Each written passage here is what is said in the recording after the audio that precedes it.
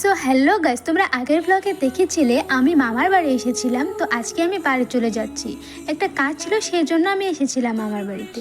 তো দেখো, দেখতে দেখতে আমি অটো স্ট্যান্ডে এসে গেছি। আমি অটোতে উঠে গেছি এখন যাচ্ছি আমি অফিসে, কারণ বাড়িতে যাব না।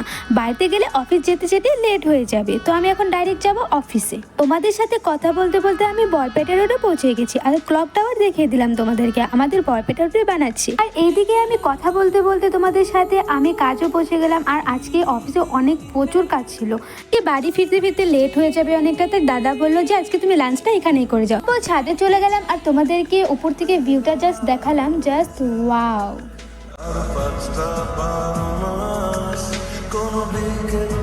দাদা জোম্যাটোর থেকে বিরিয়ানি অর্ডার করেছিল, খেয়ে নিলাম। আর খাওয়া দাওয়া করে তারপর একটু কাজ করে বাড়ি চলে গেলাম। তো ভিডিওটা ভালো লাগলে like, comment, share and subscribe করে দিও। বাই।